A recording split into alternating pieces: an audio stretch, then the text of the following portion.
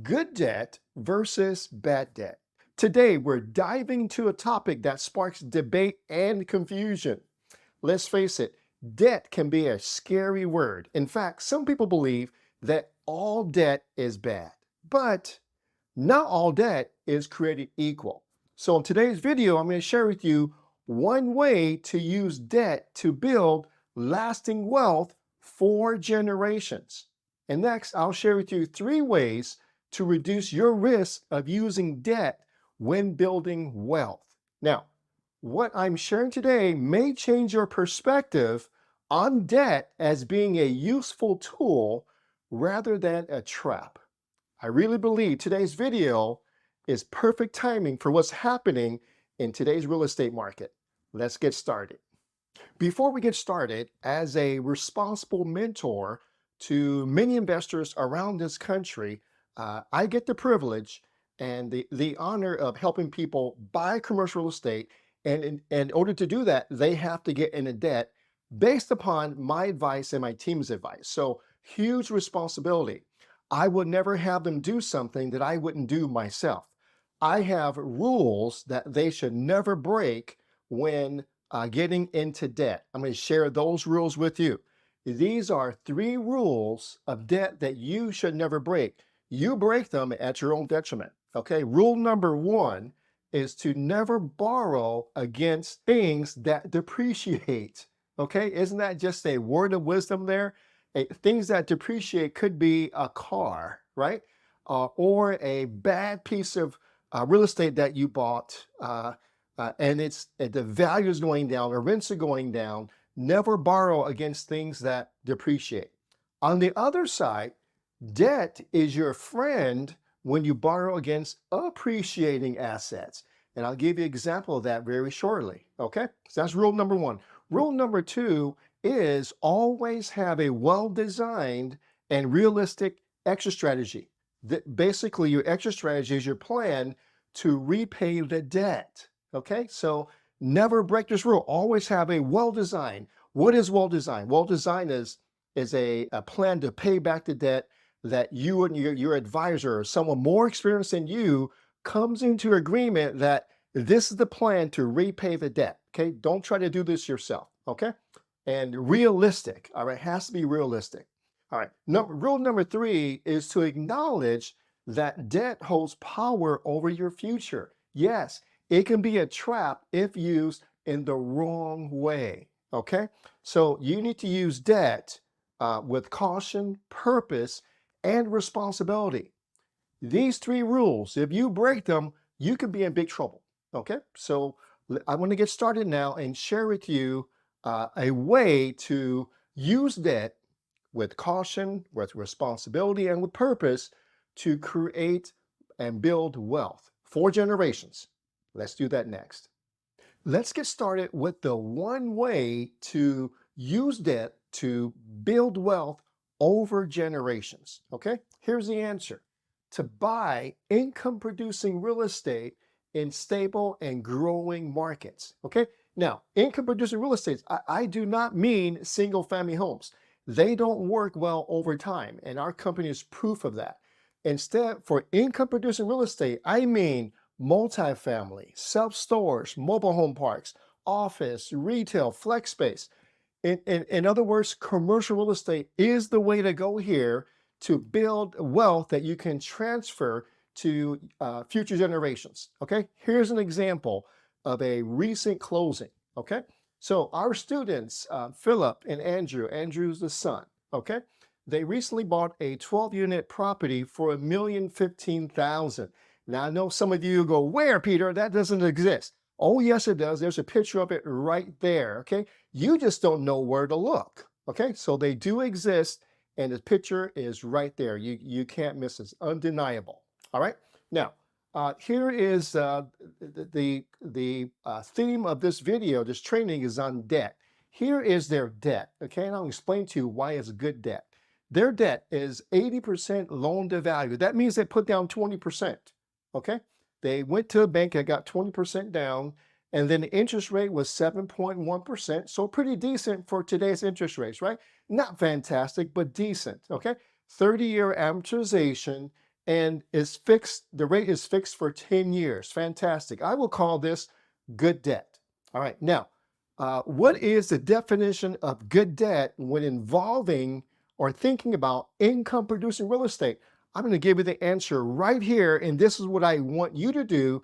This is what we teach our students, the students that we mentor from East Coast to West Coast. This is what they do.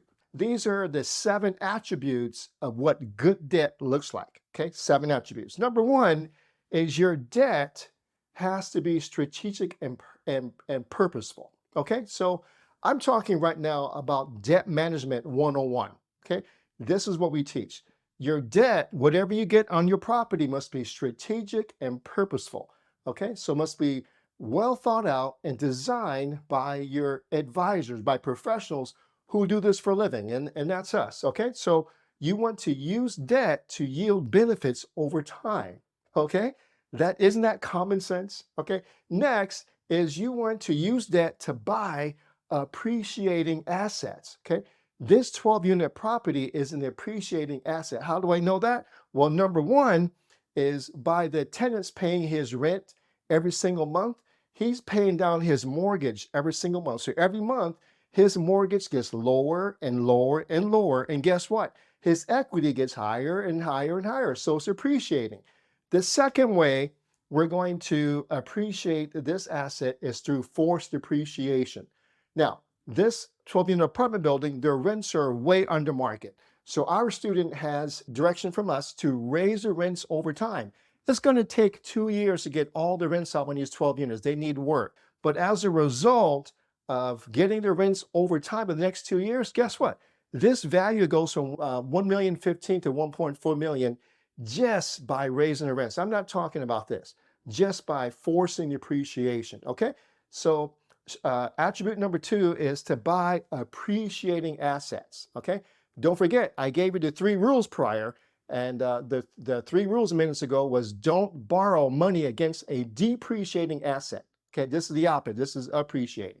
Okay, attribute number 3 is really, really important. This is debt management 101 for anyone buying any type of real estate. Okay, commercial, residential, it doesn't matter. This property has a debt coverage ratio, or a DCR, of 1.6. What does that mean? That means that the net operating income on this property is 1.6 times higher than his debt payments. Okay, so normally a lender will let you borrow against an asset at 1.2. We have an extra buffer of 1.6. This is really, really important. I'm going to talk about this part even more in a few minutes. Okay, really important. So basically what this means is when you have a debt coverage ratio of 1.6, that means this equates to a cash flowing asset. Okay, so not only is it going to appreciate, it is also cash flowing. Okay, attribute number 4, which is really good, is we have a fixed interest rate for 10 years. Okay, now when you buy a home, for example, you live in, the bank will give you an interest rate that's fixed for 30 years. We don't get that in commercial. Okay, so 95% of commercial loans are fixed. They may be amortized for 25 or 30 years, but they're only fixed for 5, 7, 10, 12 years, not the whole 30 years, because the bank doesn't want to be in this neighborhood with a commercial loan for over 30 years. Okay, so they'll give you something less than 30 years. 10 years is excellent. Okay, 10 years allows Philip and Andrew to ride out any market volatility. Okay, that may happen in the next 10 years. Okay, so that is a great attribute to have a long-term fixed interest rate. Okay, nothing that adjusts. This is fixed for 10 years.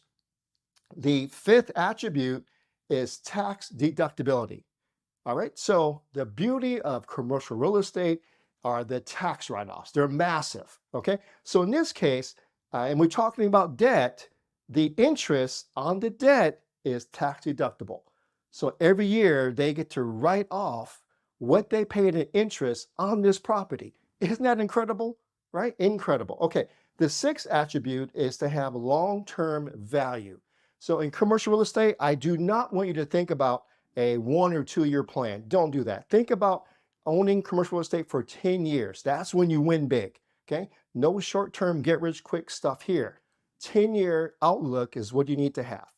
Now, for this long-term value, this 12-unit property has a basement that's huge. It's like 3,000 square feet, and it's ripe for them to install units inside them. So there are now 2 units that are down there, making this a 14-unit, by the way. Okay, 2 units down here that are offline. Okay, it needs work. Once they bring those 2 up to speed, okay, we're talking a value minimum of $1.7 million, okay, in 5 years. It'll take a while to do that. All right, so long-term value is the 6th attribute.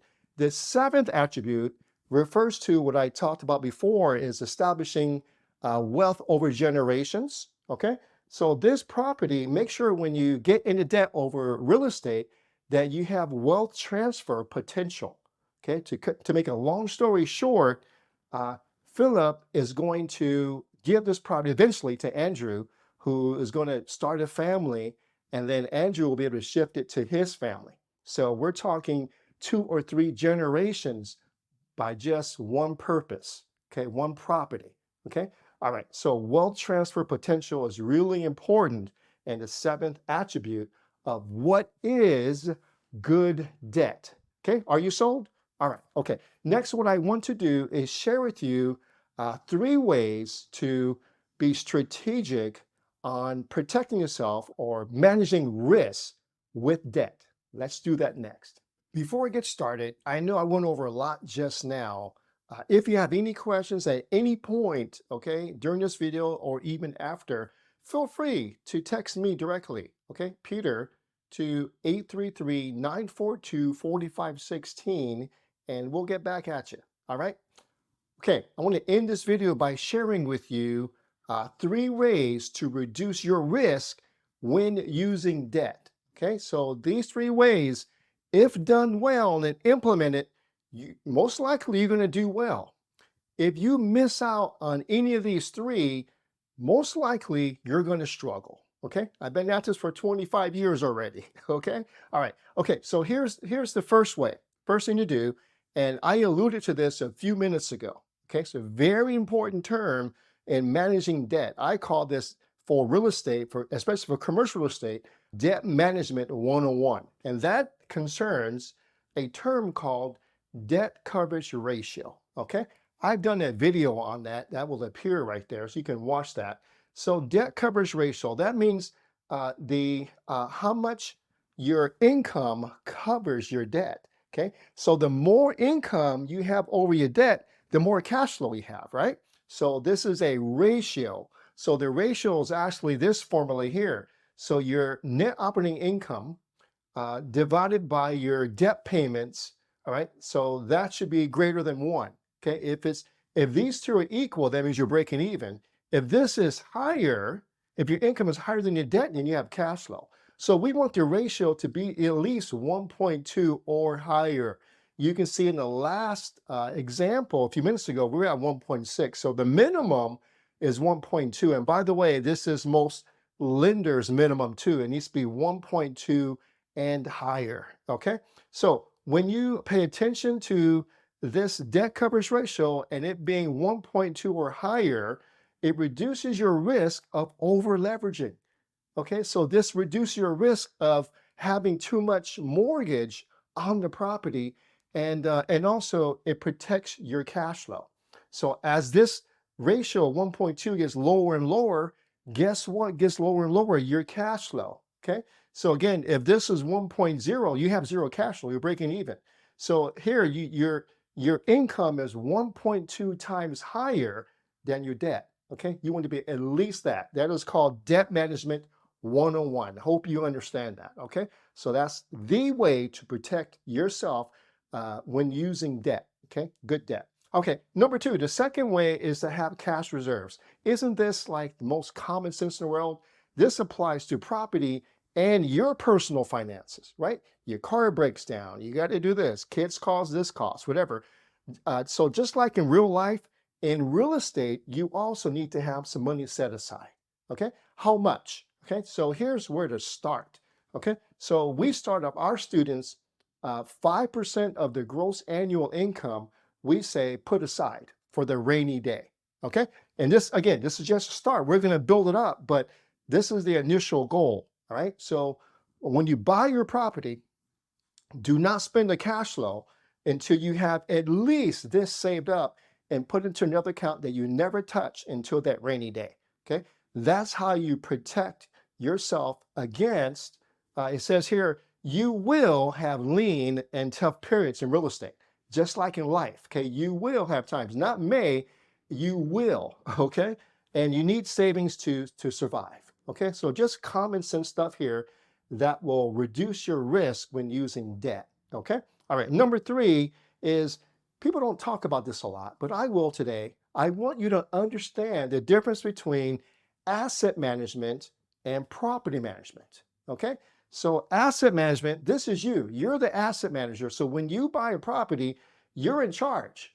Okay. So the property manager is not in charge. They don't pay the mortgage. If something fails, they don't get foreclosed on, right? You do. So you are the asset manager. So your job is, as an asset manager is to manage the property management.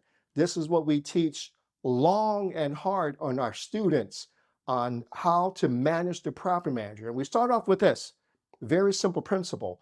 It says the 4 M's. Okay. The 4 M's are management, money, marketing, and maintenance. Okay.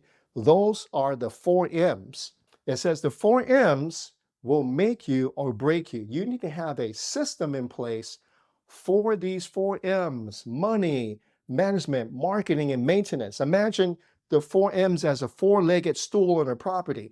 If one falls away, the chair will collapse. So you need to have a system in place for the 4 M's for your property to be operated at its optimum level to take care of the debt.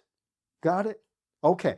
All right, everyone. Hey, I hope you enjoyed this video on good debt versus bad debt. I hope you understand the difference now, and you're excited to invest in income producing real estate. Again, if you have any questions, go ahead and text me. Be happy to answer them. And do me a favor, if you like this video, go ahead and click the like button. If you want to see more videos like this and get onto our feed, we are #1 in our space, thanks to you. Go ahead and subscribe, and we'll send them out to you as soon as we have them. All right. And if you want to be mentored just like our students all across the country, a link will appear. Go ahead and apply, and I'll see you on the other side. All right. Okay. Thank you so much, everyone, for hanging out with me this long. You are absolutely my favorite, and I'll see you at the next video.